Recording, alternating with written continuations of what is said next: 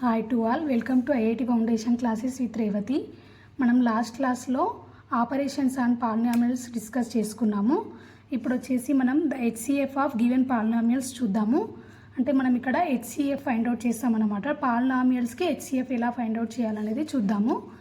ఇక్కడ మనకి first for 2 given polynomials, ఇక్కడ మనకి ఏవైనా 2 పాలినామియల్స్ ఇచ్చారనుకోండి మనకి క్వశ్చన్లో, వాటిని మనం ఏమనుకోవాలంటే ఒకటి ఎఫ్ ఆఫ్ ఎక్స్, ఇంకొకటి జీ ఆఫ్ ఎక్స్ అనుకుందాము. అప్పుడు ఇక్కడ మనకి హెచ్సిఎఫ్ అనేది ఏమనుకుంటాం, ఇక్కడ ఆర్ ఆఫ్ ఎక్స్ అనుకుందాం. మనం మామూలుగా హెచ్సిఎఫ్ అనేది నెంబర్స్కి చేసాం కదా ఇంతకు ముందుకు. ఇప్పుడు వచ్చేసి మనం పాలినామియల్స్కి ఎలా చేయాలో చూద్దాం అన్నమాట. ఇక్కడ ఇది హెచ్సిఎఫ్ అనేది కూడా ఒక పాలినామియల్ అవుతుంది కాబట్టి దీన్ని ఇక్కడ మనం ఆర్ ఆఫ్ ఎక్స్ అని అనుకుంటున్నాము. R of x can be taken as the highest common factor. ఇక్కడ ఆర్ ఆఫ్ ఎక్స్ అనేది మనకి హెచ్సిఎఫ్ అవుతుందన్నమాట. ఫస్ట్ ఇక్కడ బట్ ఇక్కడ కండిషన్స్ ఉన్నాయి మనకి. ఏంటంటే ఇక్కడ ఫస్ట్ వన్ వచ్చేసి r of x is a common factor of f of x and g of x. ఇక్కడ ఈ ఆర్ ఆఫ్ ఎక్స్ అన్నది ఎలా ఉండాలంటే ఈ రెండు f of x and g of x అనే పాలినామియల్స్కి కామన్ ఫ్యాక్టర్ లాగా ఉండాలి. అలాంటిది మనం ఆర్ ఆఫ్ ఎక్స్గా తీసుకోవాలి. నెక్స్ట్ ఏంటంటే every common factor of f of x and g of x is also a factor of r of x. మనకు r of x HCF అంటేనే ఏంటి మనకి అర్థం, కామన్ ఫ్యాక్టర్నే మనం హెచ్సిఎఫ్ అని అంటాము రెండిట్లలో. సో ఇక్కడ every common factor of f of x and g of X అనేది కూడా మనకి ఆర్ ఆఫ్ ఎక్స్కి ఫ్యాక్టర్ అవుతుంది అన్నమాట. నెక్స్ట్ ఇక్కడ method for finding the HCF of the given polynomials ఎలా చేయాలనేది ఒక మెథడ్ ఉంది, అది చూద్దాము ఎలా చేయాలో. ఫస్ట్ ఇక్కడ స్టెప్ 1 వచ్చేసి ఏంటంటే express each polynomial as a product of the powers of irreducible factors which also requires the numerical factors to be expressed as the product of the powers of primes. ఇక్కడ మనకిచ్చిన పాలినామియల్ని ఎలా రాసుకోవాలంటే product of the powers of irreducible factors, అంటే మనం వాటిని irreducible factors లాగా మనం ప్రోడక్ట్ వచ్చేలాగా రాసుకోవాలన్నమాట. అంటే ఏంటంటే మనం ప్రైమ్ ఫ్యాక్టర్స్ లాగా రాసుకోవాలన్నమాట. కాకపోతే ఇక్కడ ప్రైమ్ ఫ్యాక్టర్స్ మనం నెంబర్స్కి చేసినప్పుడు ఎలా చేసామో అలా మనకి ఇచ్చిన న్యూమరికల్ కోఎఫిషియంట్ ఇస్తారు కదా మనకి పాలినామియల్లో, దాన్ని మనము ఇక్కడ product of the powers of prime లాగా రాసుకోవాలన్నమాట.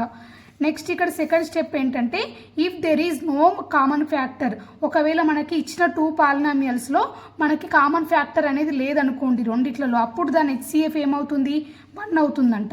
సేమ్ మనకి నెంబర్స్లో కూడా అలానే కదా, మనకి కామన్ ఫ్యాక్టర్స్ ఏం లేవనుకోండి, మామూలుగా దేనికైనా 1 అనేది కామన్ ఫ్యాక్టర్గా ఉంటుంది కాబట్టి హెచ్సిఎఫ్ అనేది 1గా తీసుకుంటాం కదా నెంబర్స్లో. సేమ్ పాలినామియల్స్లో కూడా అలాగే, ఒకవేళ కామన్ ఫ్యాక్టర్ అనేది లేనట్లయితే దాని హెచ్సిఎఫ్ని 1గా తీసుకోవాలన్నమాట. And if there are common irreducible factors, then we find the least exponent of these irreducible factors in the factorized form of the given polynomials. ఒకవేళ మనకి కామన్ ఇర్రెడ్యూసిబుల్ ఫ్యాక్టర్స్ ఉన్నాయనుకోండి, అప్పుడు మనము దాన్ని least exponent of these irreducible factors అంటే ఏంటి, మనం ఇంకా ఆ ఫ్యాక్టర్స్ని ఇంకా రెడ్యూస్ చేయలేము, ఇంకా లాస్ట్ అంతే వాటిని చేసిన తర్వాత. సో ఆ విధంగా రాసుకోవాలన్నమాట మనం ఇచ్చిన పాలినామియల్స్ని. అలా రాసుకున్న వాటిని factorized form of the given polynomials, factorized ఫామ్లో రాసుకోవాలి. మీకు ఇది ఒకసారి నేను ప్రాబ్లం ఎక్స్ప్లెయిన్ చేస్తాను ఎగ్జాంపుల్ది, అప్పుడు మీకు అర్థమవుతుంది. నెక్స్ట్ ఇక్కడ స్టెప్ 3 ఏంటంటే raise the common irreducible factors to the smallest. మనం ఇక్కడ వీటిని ఏదైతే స్మాలెస్ట్ ఉంటాయో మనకి ఏవి కామన్గా ఉంటాయో అప్పుడు అలా చేసిన తర్వాత 2 పాలినామియల్స్లో వాటిని ప్రోడక్ట్ చేయాలన్నమాట. చూడండి ఇక్కడ and take their product to get the HCF. ఆ హెచ్సిఎఫ్ రావడానికి ఏం చేయాలి, మనకి రెండిట్లలో కామన్గా ఉన్న ఫ్యాక్టర్స్ని తీసుకోవాలి. ఫ్యాక్టర్స్ అంటే నెంబర్స్ ఉంటాయి ప్లస్ వేరియబుల్స్ కూడా తీసుకోవాలన్నమాట. మనము వేరియబుల్స్ కూడా పవర్స్ లాగా తీసుకొని ఏవి కామన్గా ఉంటాయో వాటిని తీసుకొని ప్రోడక్ట్ చేయాలన్నమాట. అదే హెచ్సిఎఫ్ అవుతుంది. ఇక్కడ నేను ఒక ఎగ్జాంపుల్ ప్రాబ్లం ఎక్స్ప్లెయిన్ చేస్తాను. మనకి ఏమి ఇచ్చాడు example, find the HCF of 28x⁴ 70x�6. ఇక్కడ మనకి ఎఫ్ ఆఫ్ ఎక్స్ అంటే ఏంటి, 28x⁴ ఎఫ్ ఆఫ్ ఎక్స్. ఇక్కడ జీ ఆఫ్ ఎక్స్ అంటే ఏంటి మనకి 70x�6. మనం ఇక్కడ ఏం చేద్దామంటే ఫస్ట్ మనకి ఇచ్చిన పాలినామియల్ని ఇక్కడ 28x⁴ ఉంది కదా, దీన్ని నేను ఫ్యాక్టరైజేషన్ మెథడ్ యూజ్ చేసి రాస్తున్నాను. అంటే ఇక్కడ చూడండి 28ని నేను ఫ్యాక్టర్స్ లాగా చేస్తున్నాను. 2 14 జా 2 7 జా. సో నాకు ఇక్కడ ఏమొచ్చాయి ఎఫ్ ఆఫ్ ఎక్స్ని ఏ విధంగా రాసుకోవచ్చు మనం సేమ్ మనం చేసి నెంబర్స్కి ఎలా చేసామో అలానే, బట్ ఇక్కడ ఇందులో ప్రోడక్ట్ ఆఫ్ వేరియబుల్స్ కూడా ఉంటాయన్నమాట. ఇంటూ ఎక్స్ పవర్ 4, ఈ ఎక్స్ పవర్ 4 వేరియబుల్ కూడా తీసుకోవాలన్నమాట. నెక్స్ట్ 70కి చేద్దాము. జీ ఆఫ్ ఎక్స్లో 70 ఉంది కాబట్టి 235 జా, నెక్స్ట్ 5 7 జా. సో దీనికి ఏమొచ్చాయి మనకి జీ ఆఫ్ ఎక్స్కి 2 × 5 × 7 కదా. So 2 × 5 × 7 into X power 6. మనకి ఇందులో ఎక్స్ పవర్ 4 ఉంది పవర్ అనేది, సో ఇందులో మనకి ఎక్స్ పవర్ 6 ఉంది.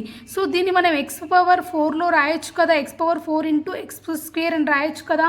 ఇలా రాసామనుకోండి మనకు కామన్ వేరియబుల్ అనేది కూడా ఏముందో మనకు తెలిసిపోతుంది అన్నమాట ఇలా రాసుకుంటే. సో ఇప్పుడు మనకి ఆర్ ఆఫ్ ఎక్స్ ఏమవుతుంది, ఆర్ ఆఫ్ ఎక్స్ అంటే ఏంటి, హెచ్సిఎఫ్ఏ కదా. సో హెచ్సిఎఫ్ ఏమవుతుంది చూడండి, ఇక్కడ 2² ఉంది, ఇక్కడ 7 ఉంది. మనకి ఏవేవి కామన్గా ఉన్నాయి, 2² అంటే ఇక్కడ నుంచి మనం ఒక 2ని తీసుకోవచ్చు కదా దీని నుంచి. ఇందులో కూడా 1 2 ఉంది మనకు కామన్గా.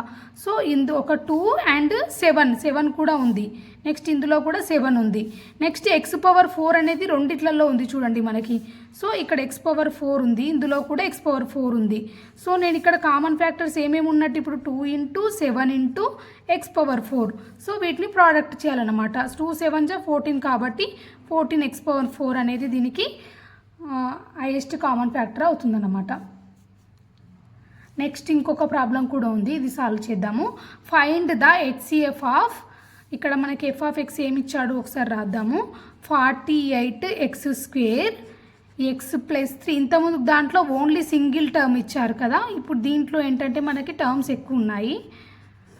నెక్స్ట్ జీ ఆఫ్ ఎక్స్ ఏమి ఇచ్చాడు మనకి 60x³ next x plus 3 2x - 1 whole square X plus 2.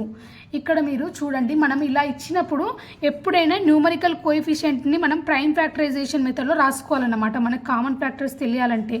So 248 ఇచ్చారు కదా, 224 జా, 212 జా, 26 జా, 23 జా. మనకి ఎఫ్ ఆఫ్ ఎక్స్కి ఏమేమి వచ్చాయి, 2 పవర్ 4 వచ్చింది, 2 పవర్ 4 × 3. నెక్స్ట్ 60కి కూడా చేద్దాం మనం ఒకసారి. 60కి చేస్తే ఏమవుతుంది, 230 జా, 215 జా, 35 జా. మనకి 16కి ఏమొచ్చాయి, మనకి 2² × 3 × 5 వచ్చింది మనకి. సో దీనికి ఇంకా ఏమని రాయొచ్చు, x² సేమ్ అదే మళ్ళీ రాసుకుందాము. X plus 3² 2x - 1 whole cube x plus 1. So దీనికి కూడా సేమ్ అవే మళ్ళీ రాసుకుందాము. ఆఫ్ ఎక్స్ ఏమొచ్చింది, మనం ఫ్యాక్టరైజేషన్ చేశాక 2 పవర్ 4 × 3 x² ఎక్స్ ప్లస్ 3 ఇంకా 2x + 1 క్యూబ్ ఎక్స్ ప్లస్ 1 ఇది ఉంది కదా. అయితే మనకి కామన్గా ఏమేమి ఉన్నాయో చూద్దాము. ఇందులో 2² ఉంది, ఇందులో మనం 2 పవర్ 4 నుంచి ఒక 2² తీసుకోవచ్చు కదా. సో 2² అనేది కామన్గా ఉంది. నెక్స్ట్ ఇక్కడ మనకు 3 కూడా కామన్గా ఇందులో ఉంది, ఎఫ్ ఆఫ్ ఎక్స్లో ఉంది, జీ ఆఫ్ ఎక్స్లో ఉంది. సో 3 అనేది కూడా కామన్గా ఉంది. నెక్స్ట్ ఇక్కడ చూడండి, మనకి వేరియబుల్లో x² ఉంది, ఇక్కడ ఇందులో x³ ఉంది. అంటే ఏది కామన్గా ఉన్నట్టు మనకి దీన్ని x³ నేను ఏమని రాయొచ్చు, x² × x అని కూడా రాయొచ్చు కదా. సో మనకి దీని రెండింటి నుంచి ఏది కామన్గా ఉంది, x² అనేది కామన్ అవుతుంది. నెక్స్ట్ చూడండి, సేమ్ టర్మ్ ఇక్కడ కూడా ఉంది, X plus 3 X plus 3. But ఇక్కడ ఇందులో మనకి ఏది కామన్గా ఉంది, x ప్లస్ 3 పవర్ 2 ఉంది, ఇందులో ఎక్స్ ప్లస్ 3 పవర్ 1 ఉంది. సో పవర్ 1 ఉన్నది కామన్ ఉంటుంది కదా. సో ఎక్స్ ప్లస్ 3 అనేది కూడా కామన్గా ఉంది. నెక్స్ట్ 2x - 1 కూడా రెండిట్లలో కామన్గా ఉంది, బట్ ఇక్కడ పవర్ 3 ఉంది, పవర్ 2 ఉంది. సో మినిమల్ ఉన్నది తీసుకోవాలి కదా మనం రెండిట్లలో. సో 2x - 1 హోల్ స్క్వేర్ అనేది కామన్గా ఉంది రెండిట్లలో. Next x plus 1 x plus 2 ఇది కాదు మనకి, ఇది కామన్ది కాదు. సో ఇక్కడ నేను రాశాను కదా రెడ్ కలర్, ఇవన్నీ మనకి కామన్గా ఉన్నాయి. సో ఆన్సర్ ఏమవుతుంది మనకి, ఇప్పుడు కామన్గా ఉన్నదే కదా మనకు ఆర్ ఆఫ్ ఎక్స్ అంటే హెచ్సిఎఫ్, ఆర్ ఆఫ్ ఎక్స్ అన్నా హెచ్సిఎఫ్ అన్నా ఒకటి. సో హెచ్సిఎఫ్ ఏమవుతుంది ఇక్కడ మనకి, ఇవన్నీ ప్రోడక్ట్ చేయాలి. 2² × 3 × x² × X plus 3 × 2x - 1 whole square. ఇది చేస్తే మనకి ఏమొస్తుంది, 2² అంటే 4 × 3 12x² × X plus 3 × 2x - 1 whole square అనేది ఆన్సర్ అవుతుందన్నమాట మనకి. నెక్స్ట్ మనము వాల్యూ ఆఫ్ అన్ ఎక్స్ప్రెషన్ అంటే ఏంటో చూద్దాము. వాల్యూ ఆఫ్ అన్ ఎక్స్ప్రెషన్ అంటే ఏంటంటే, మనకి ఇప్పటి వరకు మనము చాలా సిచ్యువేషన్స్లో చూసాము మనము ఎక్స్ప్రెషన్స్ అంటే ఏంటి అనేది. కానీ ఇక్కడ మనం ఇందులో ఏం చేద్దామంటే we need to find out the value of expression. మనం ఒక ఎక్స్ప్రెషన్కి వాల్యూ ఎలా ఫైండ్ అవుట్ చేయాలనేది చూద్దామన్నమాట. ఇందులో ఎలా ఇది దేని మీద డిపెండ్ అవుతుంది మనకు వాల్యూ అనేది? Purely depends on the variables that form the expression. మనకి ఎక్స్ప్రెషన్లో ఏ వేరియబుల్స్ అయితే ఫామ్ చేస్తాయో దాని వాల్యూస్ మీద డిపెండ్ అయి ఉంటుంది వాల్యూ అనేది.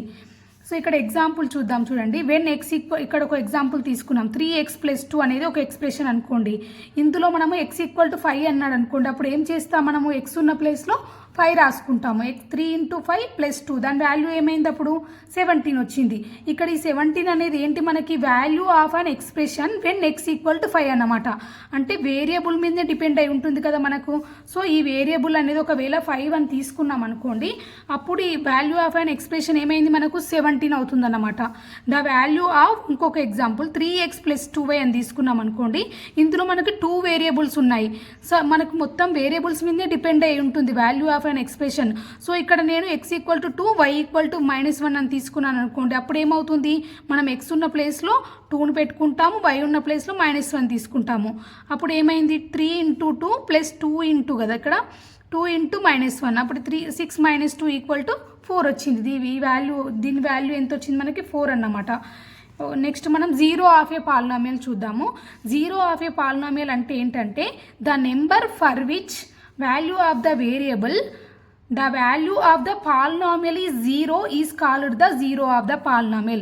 అంటే ఏంటంటే మనకి ఇచ్చిన ఎక్స్ప్రెషన్లో ఆ ఏ వాల్యూ పెట్టినప్పుడు వేరియబుల్ ప్లేస్లో మనము నెంబర్ పెడతాం కదా. ఏ నెంబర్ పెట్టినప్పుడు ఆ ఎక్స్ప్రెషన్ అనేది 0 అవుతుందో దాన్ని మనం జీరో ఆఫ్ ద పాలినామియల్ అంటాము. ఇక్కడ చూడండి, ఇప్పుడు ఒక ఎక్స్ప్రెషన్ ఉంది. ఇక్కడ మనకి x+2 అనేది ఉంది. ఈ x+2 దీని వాల్యూ అనేది 0 ఎప్పుడు అవుతుంది మనకి? ఇక్కడ x+2 కదా. సో నేను ఇక్కడ x=2 -2 పెట్టాను అనుకోండి. -2 + 2 ఏమవుతుంది మనకి? 0 కదా. సో అంటే ఇక్కడ x వాల్యూ ఏంటి? -2 అన్నమాట. సో ఈ వేరియబుల్ యొక్క వాల్యూ నేను -2 పెట్టినప్పుడు ఈ ఎక్స్ప్రెషన్ వాల్యూ 0 అవుతుంది. సో ఇక్కడ -2ని ఏమంటామంటే జీరో ఆఫ్ x+2 అని చెప్తామన్నమాట. అంటే ఈ వాల్యూ పెట్టినప్పుడు మాత్రమే ద ఎక్స్ప్రెషన్ యొక్క వాల్యూ 0 అవుతుంది. సో ఇక్కడ -2ని మనం జీరో ఆఫ్ ద పాలినామియల్ అని చెప్తాము. నెక్స్ట్ ఇక్కడ to find the zero of a polynomial. ఒకవేళ మనము ఏదైనా ఎక్స్ప్రెషన్కి zero of the polynomial find out చేయాలంటే equate the given polynomial to 0. మనకి ఇచ్చిన పాలినామియల్ని 0కి ఈక్వల్ చేయాలన్నమాట. ఈక్వల్ చేసి అప్పుడు సాల్వ్ చేస్తే ఆ వేరియబుల్ వాల్యూ వస్తుంది మనకి. ఆ వేరియబుల్ వాల్యూ దగ్గర అది 0 అవుతుందని చెప్పొచ్చు అన్నమాట. చూడండి, find the zero polynomial of A 6x+11 అని ఇచ్చాడు. ఈ ఎక్స్ప్రెషన్కి మనము 0 ఫైండ్ అవుట్ చేయాలి. ఎలా చేద్దామో చూద్దాము. అంటే ఏం చేయాలి? మనం =0 చేయాలన్నమాట. అప్పుడు ఏమవుతుంది? 6x -11 x -11/6. అంటే ఈ x -11/6 అనే వాల్యూకి ఈ ఎక్స్ప్రెషన్కి 0 పాలినామియల్ అవుతుందని చెప్తామన్నమాట. Thank you very much. మనం